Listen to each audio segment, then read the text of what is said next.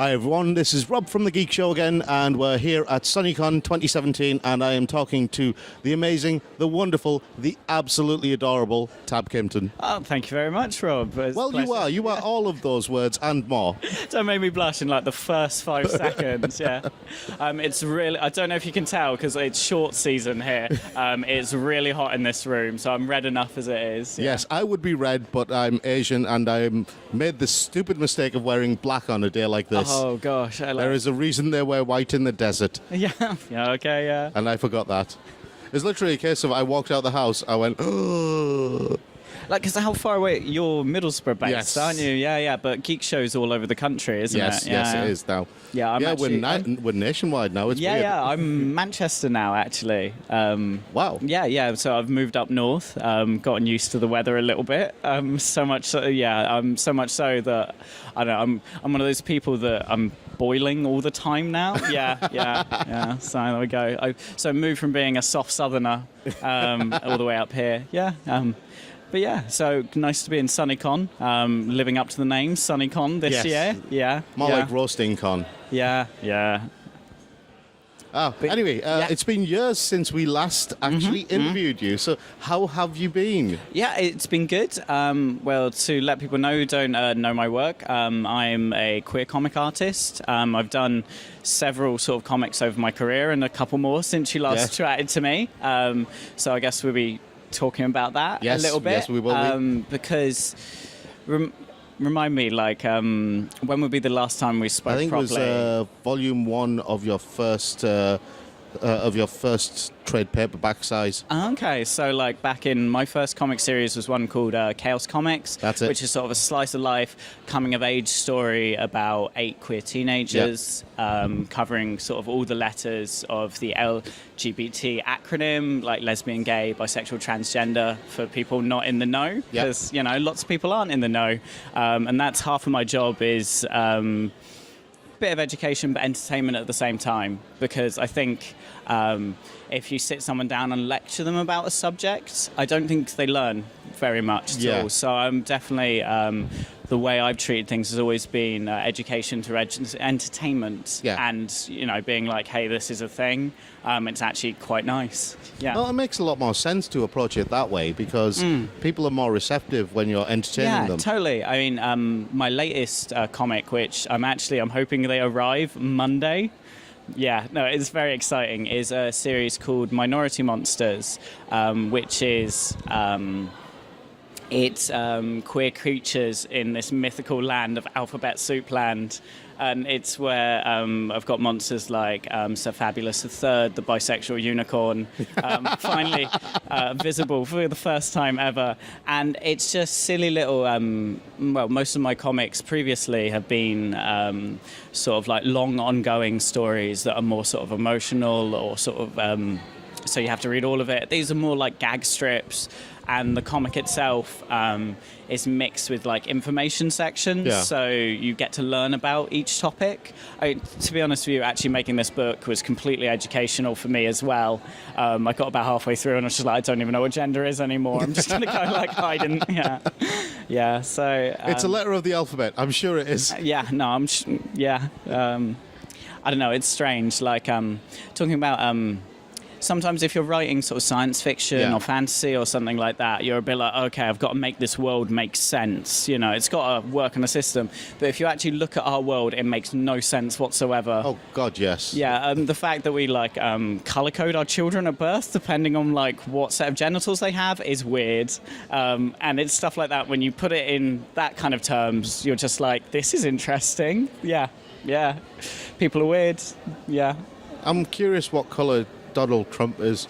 I know it's supposed to be orange, but I don't know what gender that qualifies as. It kind of reminds me of the random side tangent. Are you ready for this? Yes. There's no flags in the world, like of recognised countries, that use pink in their flag whatsoever. Really? Because pink is seen as faded red. Yeah. See if you can find an example of one that goes against that. It's something that I've heard. Never fact-checked it. I can't think of it. Yeah, no, I can't think of anything either. But apparently because it looks like faded red, you wouldn't use it in a flag design in case it starts to fade in the sun. Yeah. That is totally weird. Yeah. Never thought of that. Yeah, sorry, like that. You're dropping the knowledge on us. Yeah.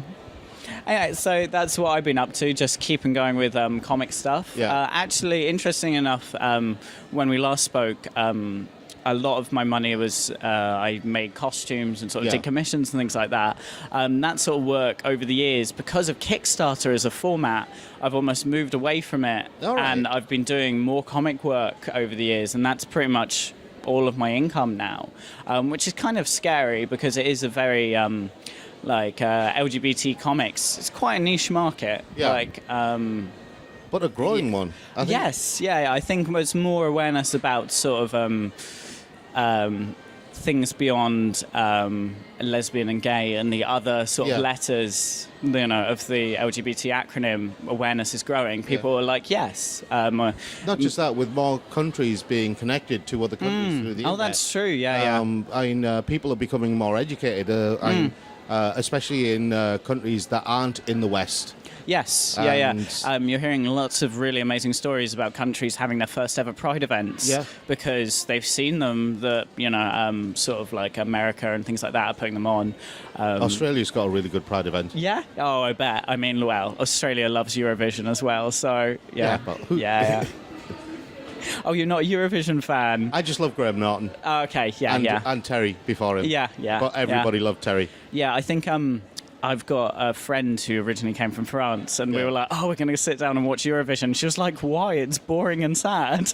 And we just said, like, you have not watched the British version. Allow me. I heard you like sarcasm. Yes. I learned all my sarcasm at the feet of Terry Wogan. But yeah, it's interesting about the fact that crowdfunding and Kickstarter and things have completely changed how the comic industry works in general. So, for example, nowadays, instead of pitching a script to a comic and the producers like creating it and things like that, you get a lot more independent creators doing a story completely on their own, which, from an artistic point of view, the artists in a comic, they almost have so much control over the pacing that I would consider them to be a writer themselves. Well, there's not much difference between... I think one of the prime examples that I cite these days of the boundary between being an actual author and a comic book writer and how that line is just completely blurred now, almost disappeared, is Chelsea Kane, who wrote Mockingbird last year. Okay, yeah. Because Mockingbird... it was my number one series from last year. Oh, okay, so like your favourite of this year. Mockingbird was amazing. Yeah. I haven't read it myself.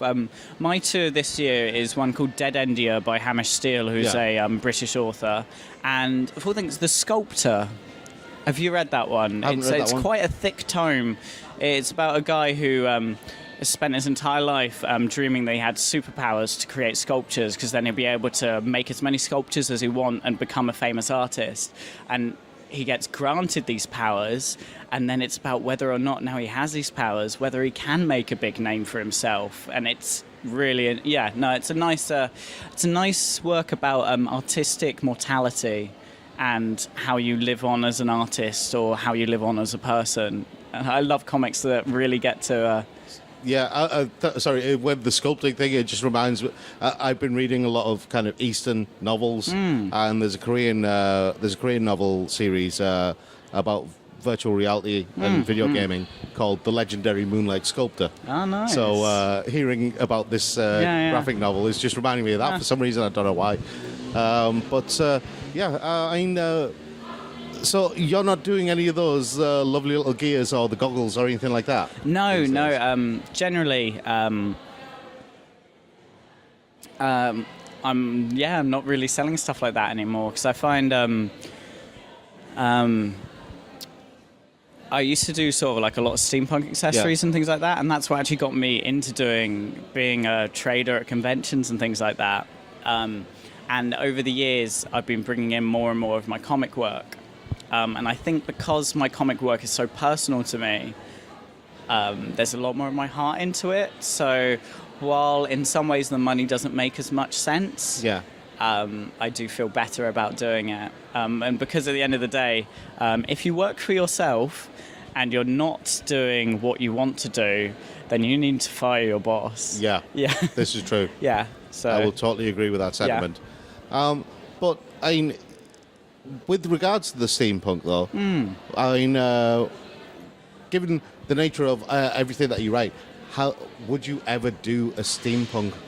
Well, I did a steampunk. Yeah, I did a steampunk comic book sort of back in the day. Yeah.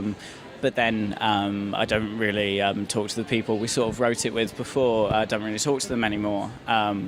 So I've still got sort of characters I remember from that. Yeah. But I moved on to different things. I mean, the series I am currently writing is one called Butler and Boy, which is a Victorian, more like sort of vignette-style story. Right. But that's dealing... that's more doing work that's more of like an adult nature. Yeah. So I don't know how much we're allowed to talk about it on the Geek Show. Minimal. Minimal. So like I'll gloss over that one and move onwards to the stuff that... More adult in nature is fine. Yeah. So I've been doing that. That was just a side project that I picked up. I was moving house, and so I needed some work that I could do traditionally. Because I didn't know where my computer would be, and it's all sort of moving house and renovating a house has really taken a lot out of me. But I just sort of started it as a side project, and then I accidentally about 200 pages. So yeah. How do you accidentally do 200 pages? You just write and something. How many days did that take? Well.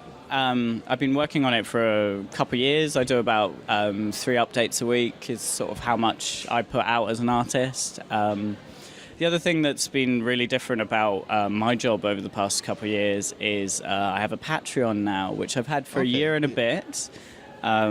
Started out sort of, like a little bit of money each month, enough to me being like, it's cool, I've got food money covered this month, this is great. And now it's actually looking at serious rent money, and I'm just like, wow, this is amazing. And it actually means that I'm doing far less conventions, because a convention has to be worth more to me than me sitting at home and doing Patreon stuff. Yeah. For those that are not familiar with Patreon, Patreon is kind of like a monthly tip jar for artists that you follow. So most people give sort of like $1, $5 and things like that, and there's sort of extra updates or something like that.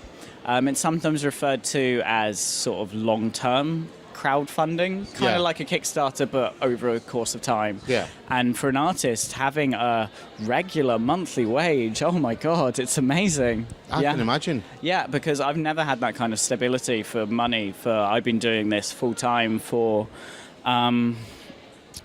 since 2009, so 8 years now. I've been full time self-employed for about 8 years, basically doing whatever comes along.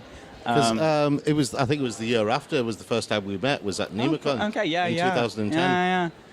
Newcastle. Yeah. But it's interesting to see that there's still more new events and things turning up all over the country and things like that. Yeah, especially you can see, I don't know if you heard, but they sold 6,000 tickets for this event. Wow. Which is amazing. It really shows that there is a demand for events up north. Yeah, we always get ignored.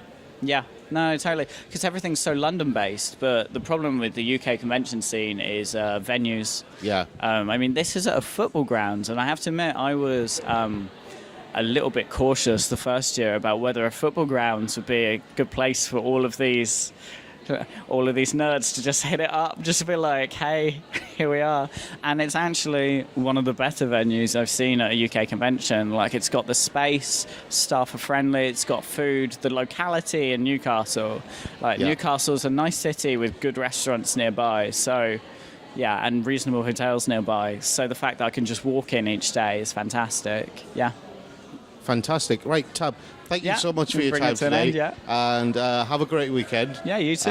Thank you. Lovely to speak to you again. Cheers. It's been lovely to speak to you again.